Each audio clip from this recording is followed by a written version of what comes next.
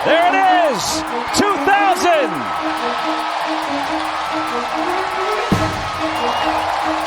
A milestone moment for a Pittsburgh icon. Malkin busts it off, right in front. Another chance, backhand score! It's Brian Rust with the goal. Rarefied air to Hall of Fame career, 1,200 points for Evgeny Malkin. Pickett lines up a deep ball, separation, touchdown, George Pickens!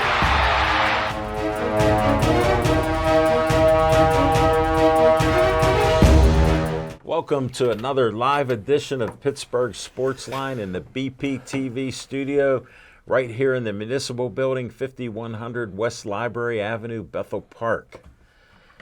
Thank you for watching our show on Comcast 21, only in Bethel Park. Thanks for watching our show on Verizon 32 in Bethel Park and all the way from Nemacolin, Cranberry, Wexford, and the greater Pittsburgh area. We appreciate you there. Thanks for all of our Facebook fans. We're holding like over 7,100 on that page from what I last saw. So we appreciate all of that. And we're happy to be live streaming on there. Nick set me up so I can see. I can shout out Chuck Chief McElroy, Paul Haley, Ralph Williams, Teresa Mariano, Paul Haley watching on FB and Warm SC. We appreciate you. In the rain up here in Pittsburgh. We had thunderstorms in the morning at 4 in the morning. I was getting up because of it. Smoking Jim was going to sleep. Then I go to leave the house. I go get pizza starting about 20 to 6. Hold on. Put your microphone on. Oh, wow. I was wondering. I thought it was after the He's show. free. I put it up He's the there one like- person that doesn't need a microphone. My bad. All right, Ann Harder, looking forward to it. Johnny Mariano's watching. All right, if you're watching on Facebook, we appreciate you. We're trying to get a few likes on and subscribers on the YouTube channel, Pittsburgh Sportsline channel. If you're watching us there, we appreciate you. 202 subscribers. I know, I was going to say, we Sorry. went up one from last week when we had 201. We thank you. You know, I got my smartphone, so I can check it out. Ralph said, hello, guys. That's my Thanks, man. Ralph. We appreciate you. Hope you had a good show before ours. All right. Where are we at on this? I'm Al Levine, the Talking Machine, Smoking Jim Frazier. Chip Hayner's back with us, and our mystery co-host who left us for a little hiatus doing high school games for the high school kids, and they're on the cameras. Nick Callis, he's back with us. We got our promos coming up right now in 10 seconds. Alan Levine, the Talking Machine, presents Coliseum Combat Zone Pro and Amateur Fights at the All-American Fieldhouse in Monroeville on Saturday, June 29th. Contact Al Levine if you'd like to participate in these fights or if you'd like to receive spectator tickets. A donation to the National Kidney Foundation will be made at all Coliseum Combat Zone events. Pittsburgh Sportsline supports the Pittsburgh Post-Gazette Strikers. I worked there for 36 years. My former union, CWA PPMWS 14842, Pittsburgh Local Mailers Union number 22, is on strike. Even though health care benefits were secured for workers by the union, Post-Gazette management cut them out without the union's approval and still expected workers to show up without any coverage. Please cancel your Post-Gazette subscriptions online or in print. Pittsburgh Sportsline supports the Pittsburgh Post-Gazette Union Strikers. Frank Fanera, owner of Olive Oil's Pizzeria and the Hillcrest Shopping Center on Route 88. Call them at 412-831-1900. Every Tuesday night, Olive Oil's Pizzeria provides the host and the amazing volunteer crew with an XL pepperoni pizza and a full steak hoagie. They are delicious. Olive Oils is proud to support Pittsburgh Sportsline and the volunteers at BPTV. Stay Joey strong. Joey Fabus died at 8 years old of brain cancer known as DIPG. Since then, the family has come together with community members to create the Joey Fabus Childhood Cancer Foundation, a 501c3 nonprofit. Since being founded, They've raised over $100,000. Go to jfccf.org to learn more about DIPG, to help spread awareness, and to see how else you can support and donate towards the fight against this dreaded brain cancer.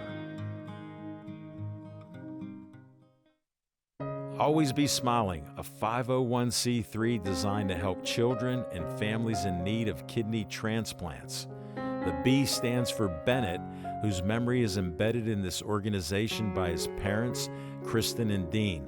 Despite the challenges he faced in his 16 and a half years of life, Bennett always had a smile on his face and spread kindness to everyone he could. Now, Always Be Smiling wants to pass on that kindness.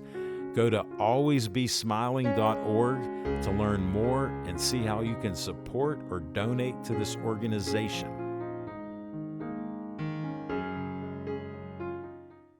The Pittsburgh Police present Biscuits Bingo on Saturday, April 6th at Salvador's Event Center. Doors open at 10 a.m. The $60 ticket includes a pasta buffet that opens at 11:30, then 16 regular games and 4 special bingo games, which all begin at 12:30. Bring a pet food item to donate and qualify to play a special bingo game. Use the link below to purchase tickets. Proceeds benefit all these pet-focused organizations. The Bethel Park Community Foundation has money for you. I'm Al Levine, trustee on the board of this great organization. The BPCF focuses on raising money to provide scholarships, grants, endowments, and more. Grant requests are available online from $100 to $5,000. You can also attend fundraisers or donate. Go to bpcf.org to get more information and to stay up to date on upcoming events. The Bethel Park Community Foundation, focusing community resources, building for the future. The Bethel Park Historical Society is a 501c3 that serves Bethel Park. The Historical Society operates out of the Schoolhouse Arts and History Center, located at 2600 South Park Road. Look for the red and white trolley right out front. Reginald's Coffee is inside, and I've heard it's the best coffee around. To visit this great historical venue, email historicalsocietybp@gmail.com.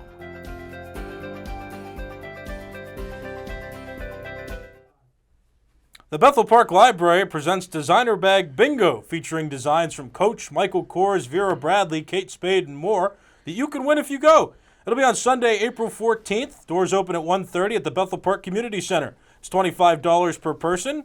You get a 10-game bingo packet with that money, and you can also use 3 cards per game. There's one door prize ticket that you can win. You'll also have light snacks, and you can bring your own beverage. Additional bingo cards and 50/50s and raffle baskets are available for purchase. You can purchase tickets at Bethel Park Public Library at EV True Value Hardware. You can also purchase them online through Eventbrite, and there's a QR code that you can scan. Not right now. Designer Bag Bingo that supports the Bethel Park Public Library. There you go, Al. I read it. I wanted them to do it 3 weeks ago, but sports got in the way, and we have a sports show. Thank you for doing that, Nick.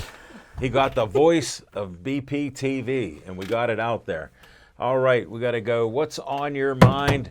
Smoking Jim Frazier. Thanks, Al Levine, the talking machine. And if you want the green, you got to see Levine. I tell you what, man, showing those great hands there. The Pittsburgh Steelers need a wide receiver, and I got one for them. His dad, Ed, played in the NFL. He was 6'5", 215 pounds, 3-time Super Bowl champion. He got 2 brothers in the NFL. 2 of his uncles played Division I basketball. One was an All-American and the national champion at Duke.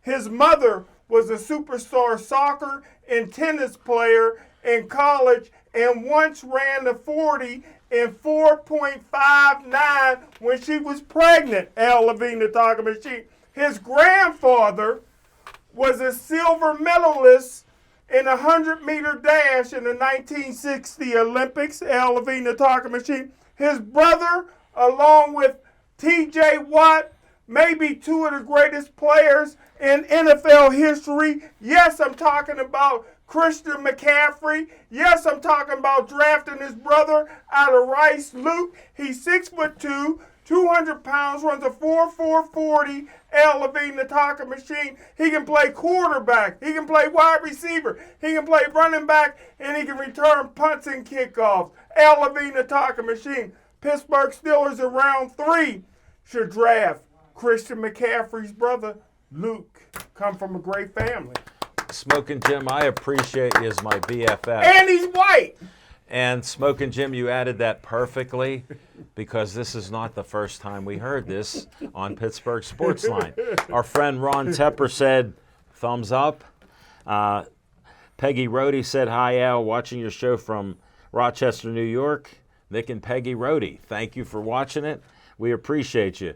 Ron, thanks for tuning in tonight, giving Smoking Jim a thumbs up for a rerun on Who to Pick. No, that was last week on your show with. Oh, that's where I your heard Wednesday it. Yeah, show, okay.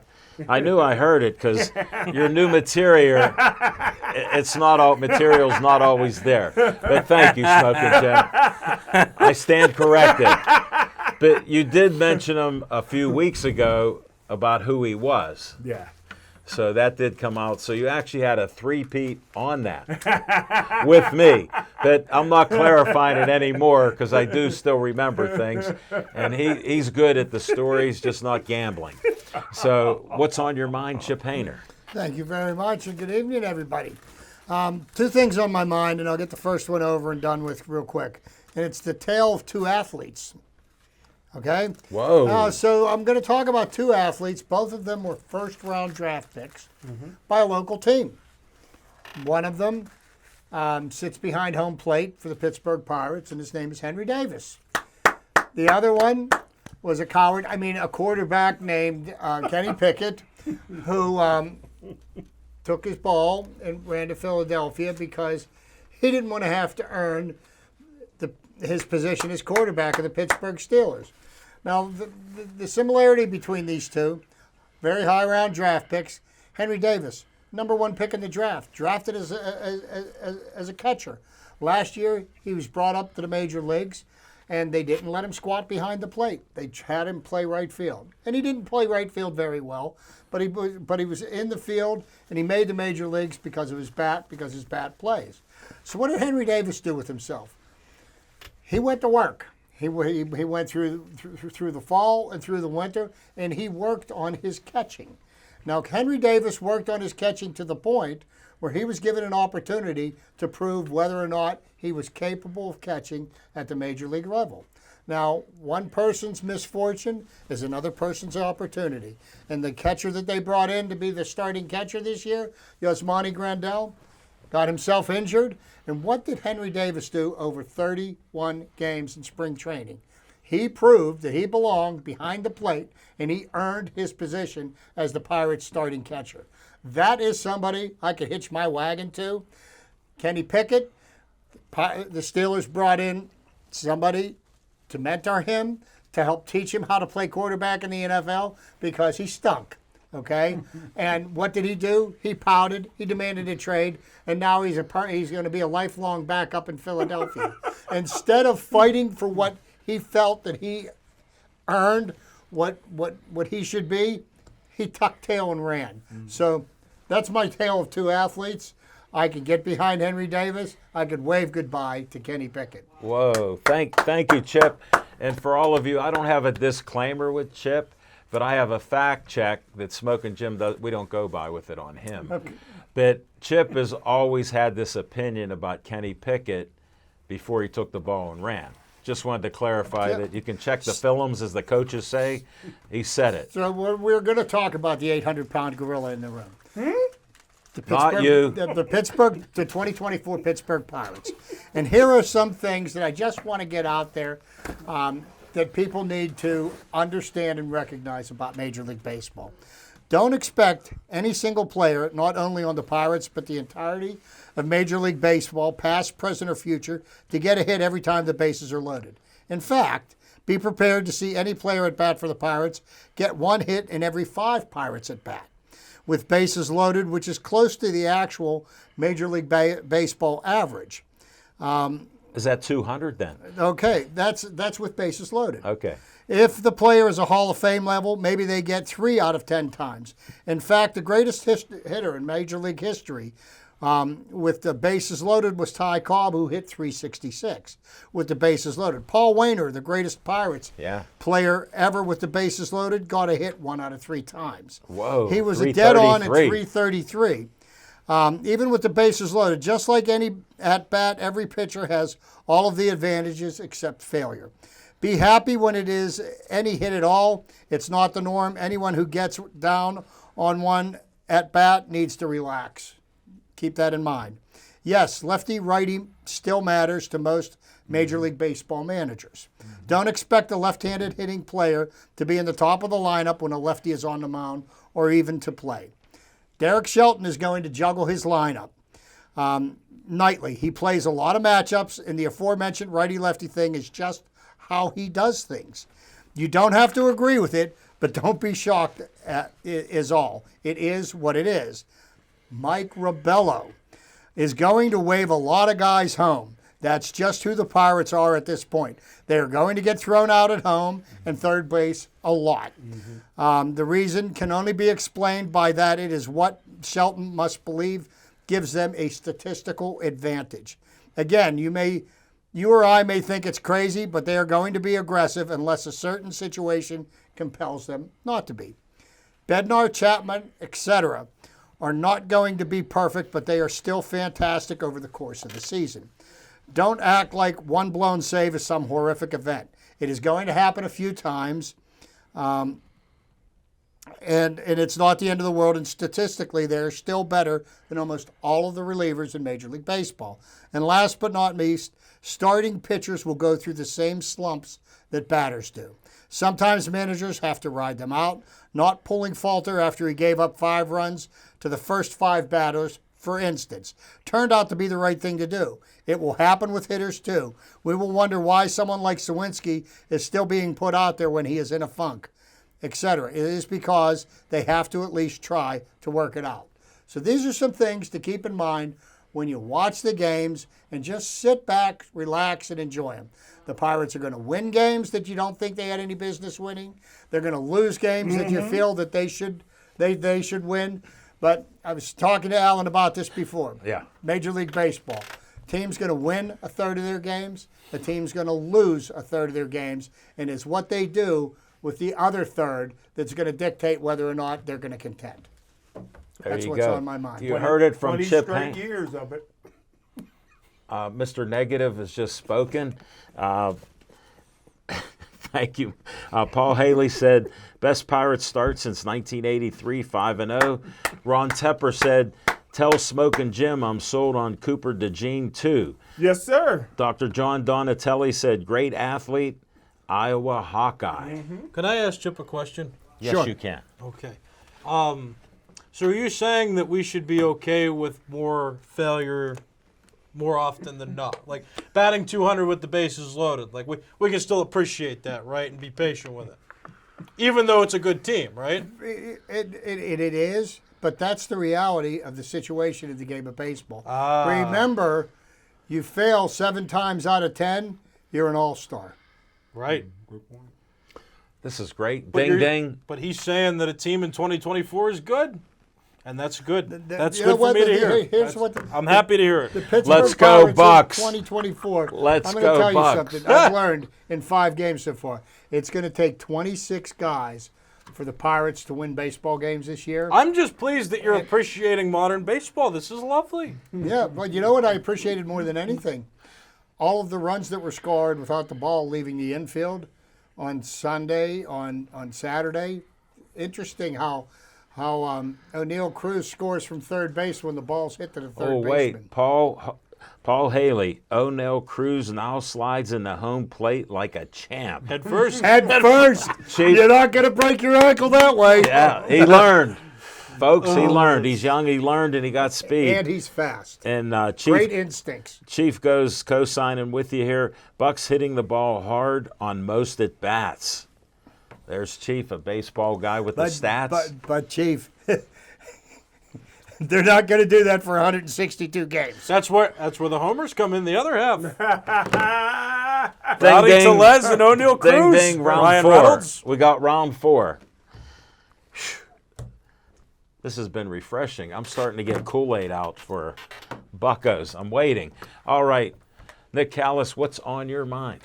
So it's nice to see now that the Pirates have that approach where they've got I'm not going to call it deadly, but it's a deeper lineup. It feels like a longer lineup. There aren't very many given outs, it seems, anymore because the entire lineup is with guys that you could trust to hit now. Connor Joe, I'm still a little iffy on. Some other guys, too, even though Joe's been coming through. He had a good month of April last year, too. That's the only reason why I'm a little bit concerned there. But right now it feels like the lineup is longer and can compensate for the starting pitchers having an ERA north of 4. So you got to think about it that way. Can this lineup score at least 4 runs in a game? And so far they have, which was why, I feel like this is good. I also feel like the Pirates have a little more of an edge. They've got Henry Davis, who has a bit of an attitude, which I like. But he plays hard and he plays intensely.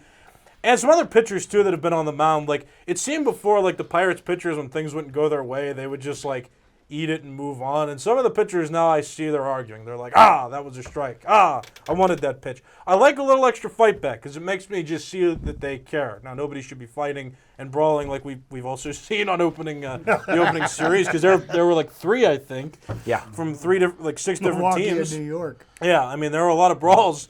So we don't want to see that, but like the pitchers just being like, hey, what the heck? I deserve that strike. I like to see that. I like to see that they care. I'd also like to point out, too, as we talk about the transition into modern baseball, how many players on the Pirates now we see that are throwing near triple digits with their fastballs, which could make them more effective, like Aroldis Chapman and David Bednar, who didn't have a great outing his first time out, still throwing with high velocity. Paul Skeens throwing about 100 miles an hour like all the time. And Jared Jones throwing with high velocity. All very good things to see. A.J. Puck for the Miami Marlins in the opening series was throwing 90 miles an hour with his average fastball. And the Pirates, I think, scored in that game 8, 9 runs. And so I just want to continue to pound this point because it's reality. It's not necessarily about a guy who can throw fast without control. Jared Jones, I think, was great, but it's effective, and I think the Pirates broadcasters were talking about this as well, which is why I like to point it out, because it is what's happening. That higher velocity makes it harder to hit because you have less time to react to those pitches. Like if a 90-mile-per-hour pitch is coming in, a batter can read whether that pitch is going to be a fastball and not break or a breaking ball and then break away. It was easier to identify Puck's pitches, and therefore the Marlins did not win a game in the series. The Pirates pitchers were throwing north of 95 and had off-speed pitches to match it, and the Marlins hitters were swinging, crazily, and Chapman was even pitching, and the Marlins were just like smiling like, this is terrible. This is hard to hit. This is impossible to hit. You've got a bunch of guys now on the team you didn't have before that the opponents are like, this is silly, this is terrible, this is impossible to hit. So the hard pitches matter. And I'll say this from the modern approach, maybe the Pirates have more players that can compete in this modern era where that velocity does matter. And paired with control, compared with mixing pitches, they're winning games. So think about it from that perspective as well. They've got a few more threatening hitters in the lineup, and they've got pitchers that can mix it up and throw the ball so fast that batters can't react fast enough to hit it. That's what's on my mind. Ding, ding. May I just one last thing on the Pirates right now. And I thoroughly think that it is such a shame and a travesty that that Ben Cherington and Derek Shelton and their coaching staff and their scouting department has no ability to be able to identify young talent, to draft young talent, to develop young talent. Oh, wait a minute. Is that what's on the team right now? Is this what happens when you tear it down and you Ding, ding, rebuild? ding, Okay. ding. We're moving on. We're moving on. Claudio Rosano's watching. Thanks for watching us. We appreciate you. All right. What's on my mind? Let's go Bucks. Remember April of 2023. Chip said 162. I want to talk what's really on my mind, but I appreciate the Buccos start. Always love baseball. You play good baseball and you win, it's even more exciting. How about women's basketball with the NCAA? I'm allowed to say March Madness again. I've been on the bandwagon. Watched every play of Caitlin Collins, or Caitlin Clark. Caitlin Clark. Sorry, I got mixed up with all these teams out there and some football trivia. But watched every play. She's a superstar. She is. They tried to intimidate her with all their comments and all that. Look at all the grief that Reese got. Who cares about this and who cares about that? She got all that grief. Who in sports, including me, played sports and never trash talked? And I'm old school. Good point. You always tried to get under somebody's skin. Guess what? They were inches away from Caitlin. There was no reaction. If anything, she just kept doing her job. And how do you go in the third quarter and you shoot up 4 3-point plays in a quarter? They couldn't stop her. How about you start the game, you're shooting right past the logo in the center of the court. They couldn't stop anything she could do. And then how about her players? They kept saying they got to step up. Well, Caitlin scored or was involved with 67 points on the game. So imagine that. The other players stepped up. How did she pass some of those no-look passes? And when she went to shoot a couple times, bang, she hits a girl for a little bunny underneath. Mm-hmm. The skills that they have, I didn't see one dunk. Did any of you? Did you even mind? No. I love the game, love the skills that they have. And I appreciate the hard work. Can you imagine the hours and the time that Caitlin Clark spends on a basketball court? And to have the intelligence and the quick-wittedness to pass these balls. And how about defending? Did you notice that she knocked balls away from the other team? Mm-hmm. She has just great court presence and awareness good point. and everything. She knows where everybody is at every given moment. No, and it was just super to watch a game. My dad's smiling because he refereed girls in high school and grade school back in the 60s, and that was for like $2 a game. But he said the girls play a great fundamental game. Mm-hmm. My dad's smiling down. Saul, we salute you. My nephew Michael Thompson's watching. Thanks for watching. Ralph Williams has a comment. I heard the Pirate scouts roll the dice on the players they draft. Hey, Ralph, if you're bringing rumors out, I've heard so many rumors I can't repeat them on the air, how they really do it. So we appreciate your comment. And we're going to go on to Fiction and Fact from Smokin' Jim's Almanac. 10 seconds.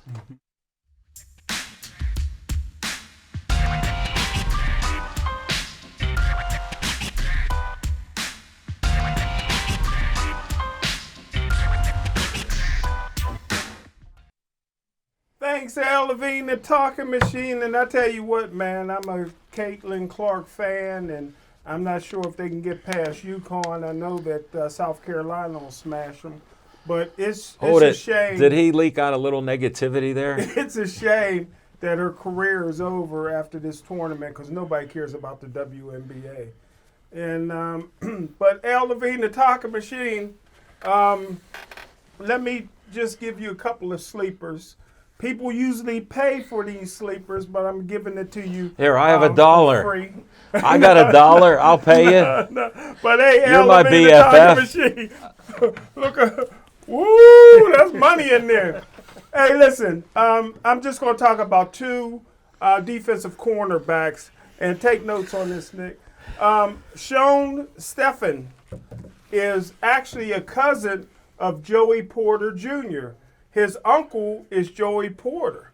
Can he catch it all? He's a cornerback. Al Levine, the talking machine, was a superstar at West Liberty. He's actually from Bakersfield. I know everybody thinks Joey Porter's from Denver. He only got shot in the butt in Denver. He's from Bakerfield, Al Levine, the talking machine. Guy's a 2-time All-American, 16 interceptions over the last 2 years. This is what I love most about him, Al Levine, the talking machine. His major was fitness and recreation. If you throw in leisure, Al Levine, the talking machine, I may go back and get another degree.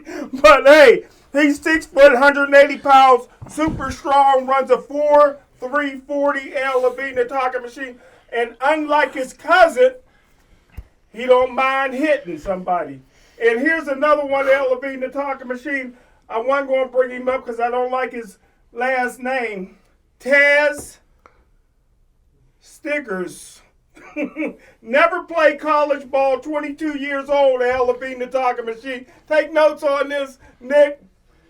Don't forget Dick Night Train Lane, the Hall of Famer, maybe the greatest defensive back of all time.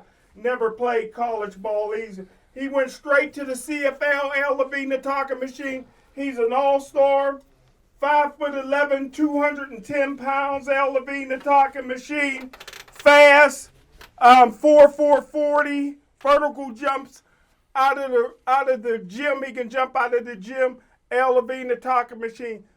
2 guys maybe to consider in the 7th round or priority free agents. Well, I like him. Cornerback. I like him because he got 15 more interceptions than Joey did. Yes, he did. Yes, he did. So he should be in the pros You got to right practice. away. You got to practice that other last name. I know. I'm not doing that. It won't roll off the tongue. Begins with an S, I think. But thank you, Smoking Jim, for the facts. Varmint Squad is watching. Ty Polka's watching. Thank you both. We appreciate it. Let's go to Chip Hayner's trivia time in 10 seconds.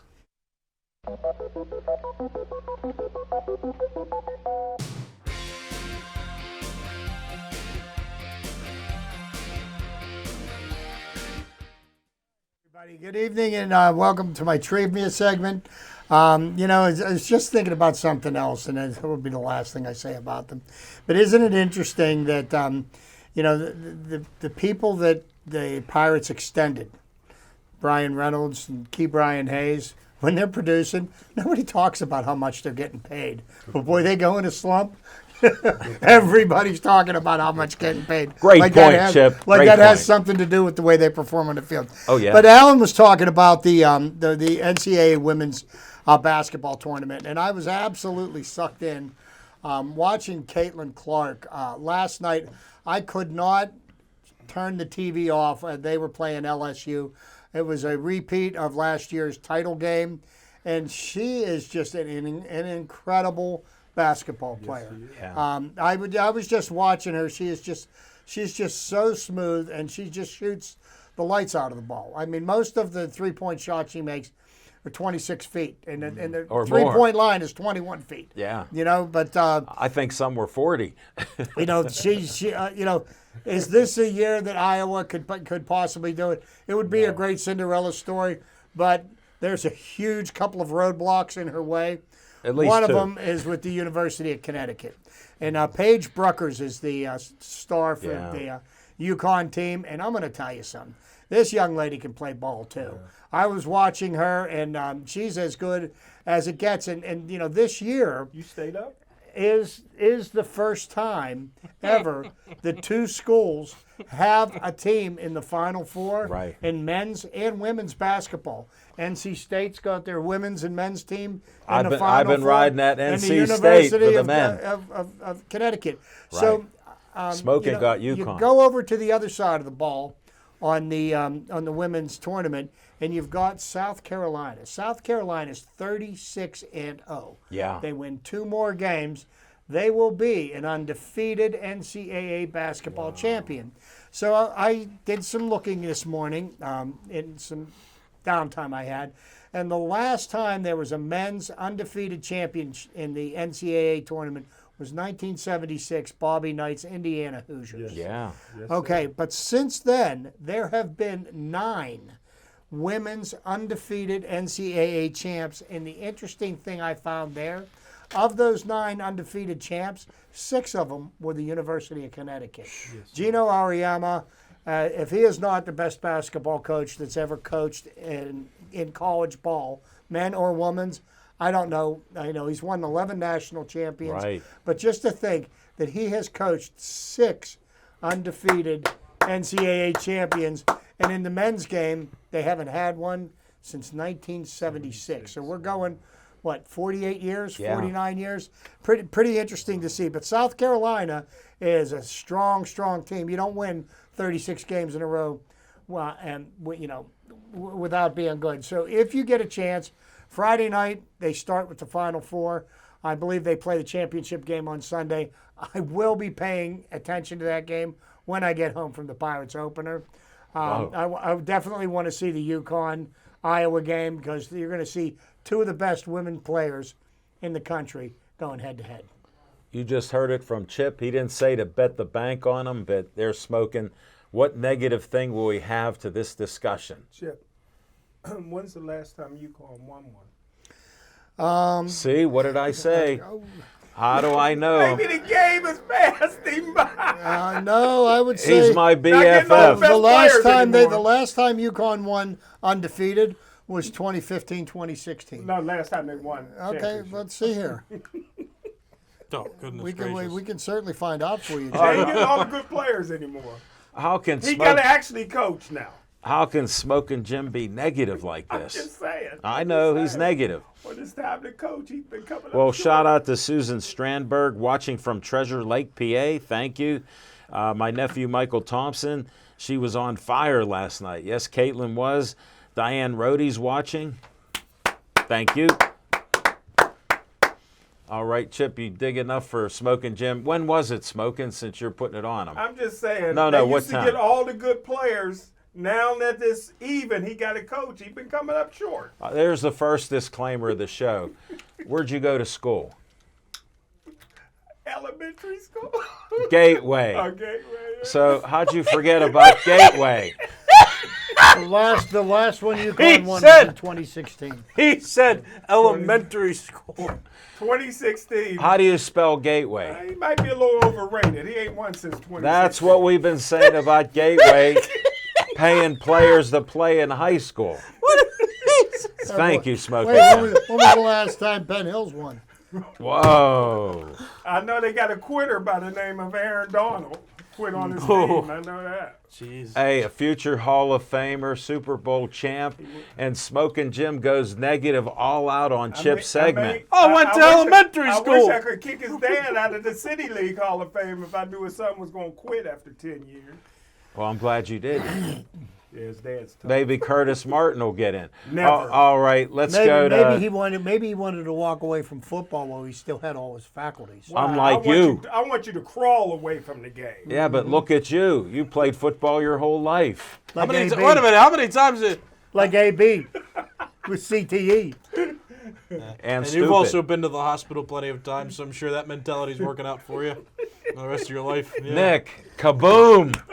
That was kaboom. That's how you got your start. Yeah, because you were in. He was in a major accident, head-on collision at our legendary Pasta 2. If you want Italian food, stop there. The plates are loaded. See, that's Smoking actually- Jim had Pasta 2 in the car. That's actually one of the rare ones that wasn't entirely his fault. Well, no, it was. I'm talking about the bypasses. No, but the head problems. when you pull out a Pasta 2, the heart problems. here's how simple it is. Cars come from the other lane to go there. Yes. Usually you see them. He doesn't see much. He's Oh, you've Stevie had Wonder. cataract Yeah. surgery too, haven't you? Yeah. He's busy rolling down the windows. He can throw the chicken bones out. He's known as Stevie Wonder by me. There you when go. he puts those sunglasses on, take a picture of my He had the bucket BFF. of KFC on the passenger seat. He was trying to get rid of the bones. All right, that's So maybe you shouldn't have ran yourself into the ground. No, he shouldn't have. But thank you, Smoking. We appreciate it. And he has that little humor with the negativity because he is a positive guy with his betting. I won't mention about certain things he's lost on, but he had Duke, then he had UConn, and we'll see what happens with that. And we'll move on. All right, Nick, VIP time is next. 10 seconds.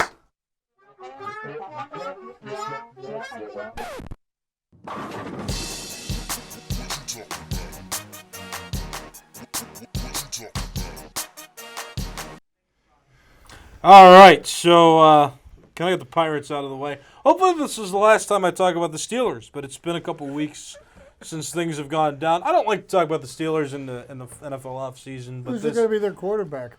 Well, that's actually a great little. That's actually what I want to talk about because Of course, we haven't stopped. because I haven't. Well, I wasn't here, and that's my fault. But You got a legitimate excuse. here I am. So let's hear it. So I think actually one of the last things I said on the show before Justin Fields got traded for was, don't worry about the quarterbacks. Just like get them out of your mind because I have no idea what's happening. Because there were a bunch of sources from a bunch of different places that were saying the Steelers were linked to so many different quarterbacks.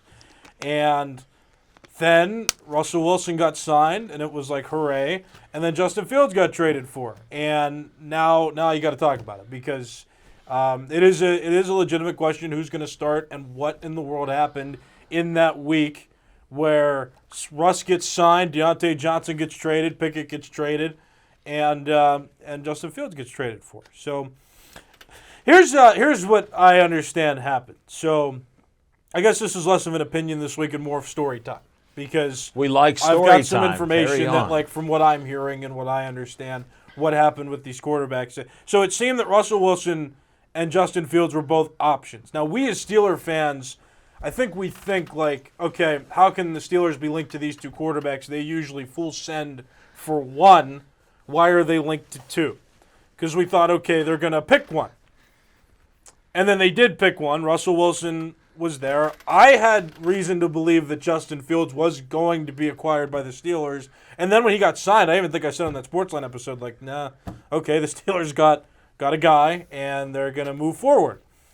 Well, Friday comes around, and Kenny Pickett gets traded, and then everything goes out the window, and it opens up room for Justin Fields. And so while I told you not to think about the quarterback situation, now we've got to look at the Steelers differently. This is not your grandfather's Steelers anymore. That's kind of been the refrain, because it's not. Nowhere in our heads, I think, as Steeler fans, did we think, I don't think these guys thought that the Steelers would indeed go out and clean house in their quarterback situation and bring in two high-value, high-name guys, big-name guys. And they did. And so that's where my mind got crossed because I'm thinking, okay, they're going to go after one, then they went after both.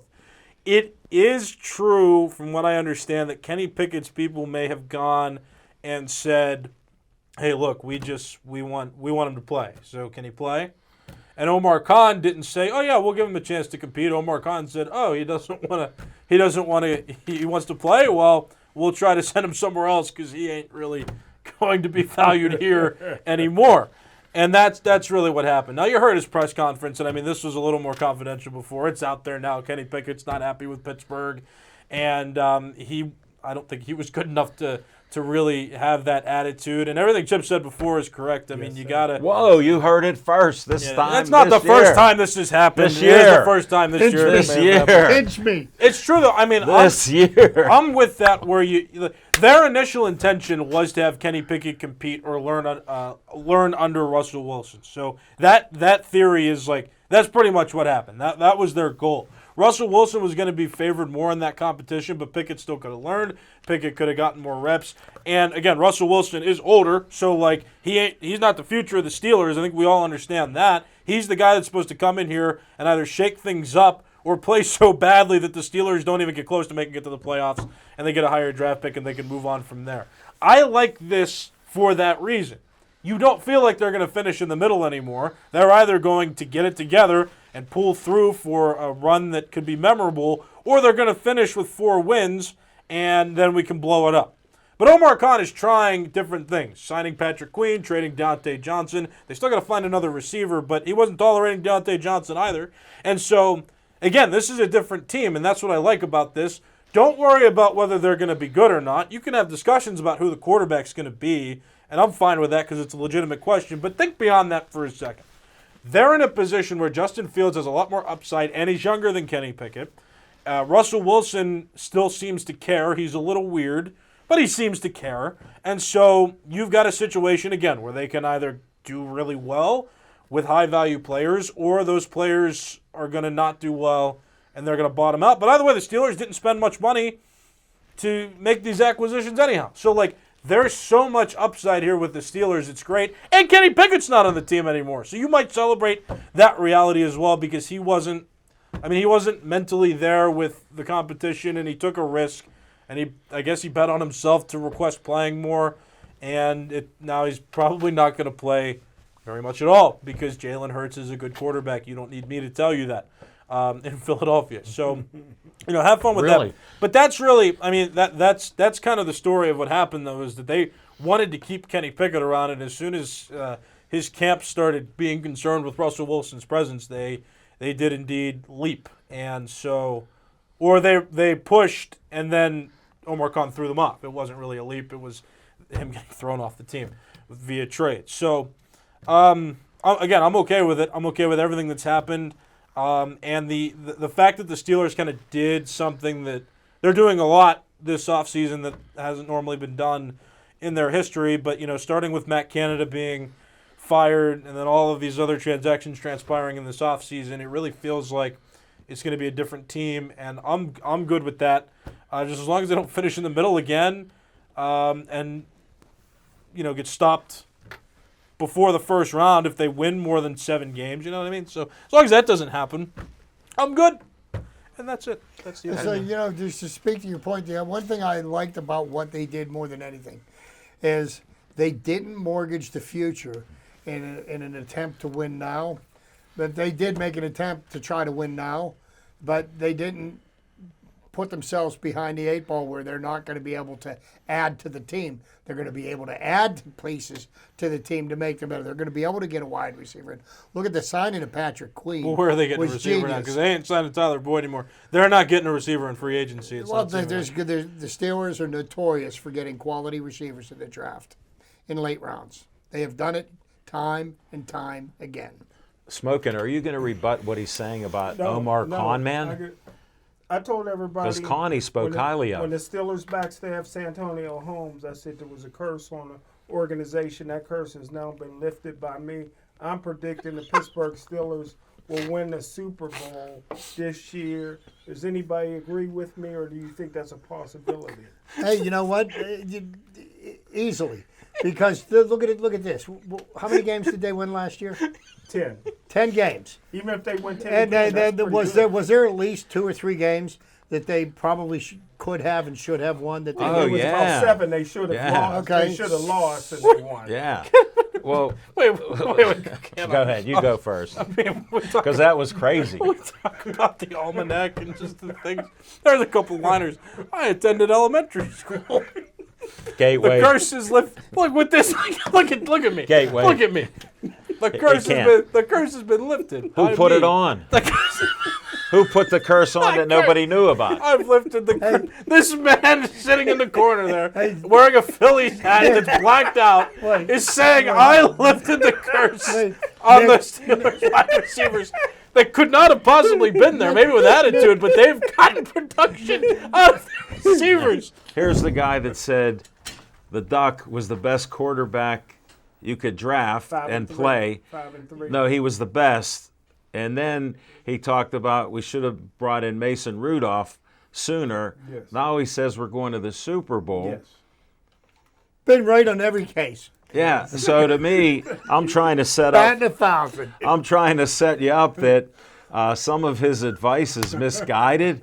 And then he said on our show, you can check the film as my football coaches would call it, that he said Omar Khan is terrible. He doesn't know football players. True. How did he know Deontay Johnson wasn't very good as a locker room and player? Coach Tallman got rid of him. No, Omar All Khan's you in need to charge. know is this. When Patrick Queen came to Pittsburgh, Yeah. Omar Khan went up to him and introduced himself. That tells you right there he had no idea. He said, my name is Omar Khan. Smoking Jim. So he had no You were a great writer, even won a Golden Quill, Yes. and you don't read books. Yes. Omar Khan had all the contracts for 20 years. Capologist. Guess what? He knows to read contracts. He knows He knows players. how to make money for the Rooneys. Well, that's what these players are. Look what they spent. They got Fields for a 6th-round draft pick, Yeah. and they're paying $1.1 million for Russell. Can't beat that. So it's all about the money. and they will go to the playoffs because Coach T isn't having competition. Russell got the job.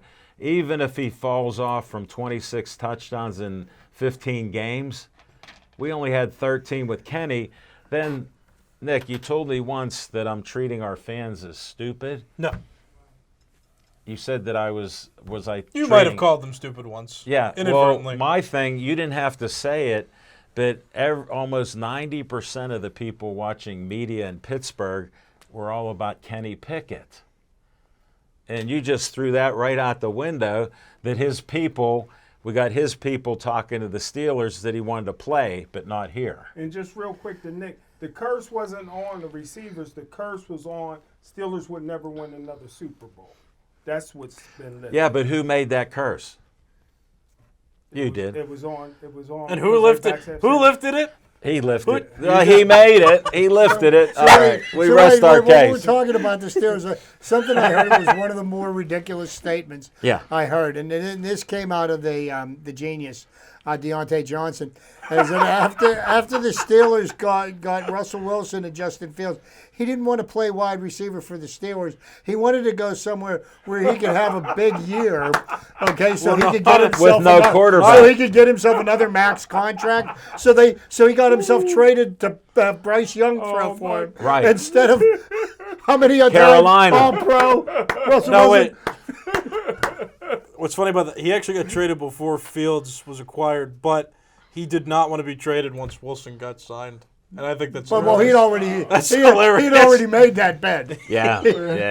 Unbelievable. So he got traded to Bryce Wilson, who was like a deer in the headlights last year. Chief McElroy says Claypool just signed in the Canadian Football League.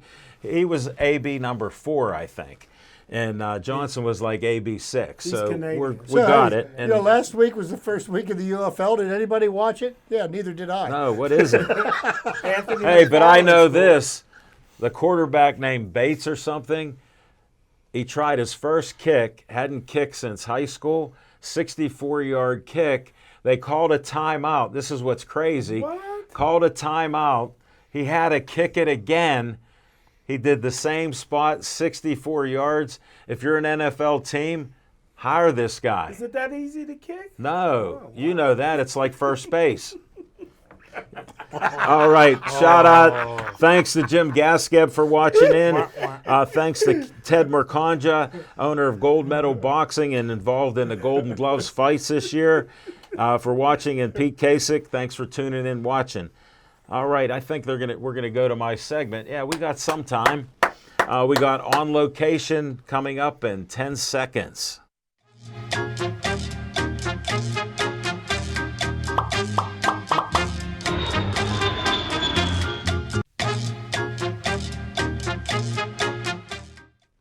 All right, On Location.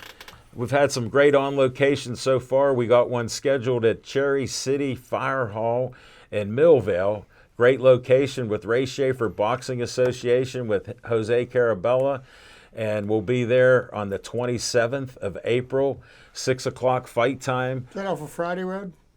Yes. Chip knows these locations. All you got to do is tell him a street. I told him I grew up on Park Edge Road, and he goes, "You deliver the papers on Sheldon too?" It's a 1.5 mile square to my house. I did it. Chip knows directions. All right, we got that covered. On Location, we're expected to hear some other Golden Gloves bouts coming up, so we'll see what happens there. And then there's rumors we might be at a Monsville prison with the fights there coming up, because they got one coming up again.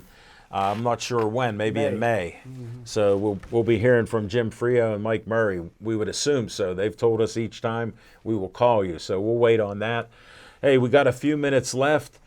I got to bring up Penguin Talk for the simple reason, can you spell inconsistent? Smoking Jim, Chance, Michael, or Marco? Penguins, inconsistent. Yes, sir. Jari, some of the most shutouts, then some of the most times being pulled out of games and then being sick or ill. Inconsistent. How are we 5 points out of being in the playoffs? Because They're keeping hope alive. wait, I can answer that for Go you. ahead. There's hope. My sister Hope, she's alive. Because of consistent. I See? know. Now, They just what won. what is consistent? Sidney Crosby tied a record that was set by Wayne Gretzky. Yeah. The greatest. 19 consecutive seasons of averaging a point per game. Right. Okay? You know how big so that is. that is an incredible accomplishment, being that one other person has done it. Yes. And that's the great Gretzky. Yes. There you go. We covered that. Had to bring that up a little. Open discussion, 3 minutes and 33 seconds. What do you guys got? Anybody just I'm chime frustrated by the Penguins. in. And For why? your reason. Because And they're why? inconsistent. We're watching greatness, but Yes. is there real hope? I don't think so. I don't. And that's And all. I would have to agree with you. You know, I don't. You know, the Penguins are going to try to push to make the playoffs, and I'm sitting there saying to myself, is there any of the playoff caliber teams that I see that I feel that the Penguins could beat in a 4-game series? No. And we don't have the goaltending to do it, and we make too many mistakes on defense. Right. People like Evgeny Malkin continue to make Well, the he same just got mistakes. old. He turned old. He's always made, and he's lost a few steps. Well, he's old. Chris Letang consistently makes mistakes. He always has. And, you know, Eric Carlson has been a huge disappointment this year. Last year, Norris Trophy winner, highest scoring defenseman in the NHL this year, and where has he been this year? Well, I got a theory on that. When you're on a bad team, you don't have to play any defense, and he's a great guy with the puck and scoring. He got his 100 points there. Here, he looks lost on the power play, and he doesn't look like he can take charge like he was doing at San Jose. Well, the consistent problem, and Yeah. I notice how I keep on, you were talking Yeah, inconsistent. The consistent problem that the Penguins have had all year long is the performance of the power play. Right. And if they would actually shoot the puck, if they shot the puck as frequently as they passed it when they were on the power play, they would probably be one of the league leaders in power play goals. But they pass the puck around the outside, and they do that, and they do that, and it gets shut down into their end. And then they get like one shot in a 2-minute man advantage, and that's just not going to win hockey games. Now, what's traditional now? We've seen it each year, and like I say, we have power outages by the best players. There's no power play, so that's what it is. I mean, I've got a guy that plays hockey that one of my employees at my daytime job, and you know what he says, ugly goals still count. Yes, you know what we want to do is we want to have that highlight goal. yeah, You know, but how do you score a goal? you just keep whacking the puck at the net. There you go. That's what do they do? Pass. Pass, No doubt. pass, and then they chase an odd man rush down the other end of the ice. Yeah. Because they've Well, they got to chase given them. up they've given up the puck. Smoking Jim, how's the betting with the men's NCAA going? Well, you know, I think the best team in all of basketball, best team since Bill Walton played, is Purdue. And Wow. they're still winning. I got Yeah, them. but have you bet on And them yet? Yes, and I got heavy money on UConn. UConn has beaten everybody by 20 points. They 13 or Purdue's a more, better they say. team. 13 or Purdue's more. a better team. Well, that Edney is kid. Hold it, wait. Can you tell Edie. Edie. for all of our betting fans, can you tell them who you're betting so they can bet the opposite? Yeah, Purdue and UConn. You are got gonna it. win the Championship with Purdue winning. You got it. You now know. Do not bet Purdue. Thank and you. my run Your with NC State is amazing. I man. picked that. People were stunned that I said it. I'm staying in, and there's hope alive with UConn. Pitt staying in too. Pitt's out. They didn't even go to the NIT. Please stay Joey strong.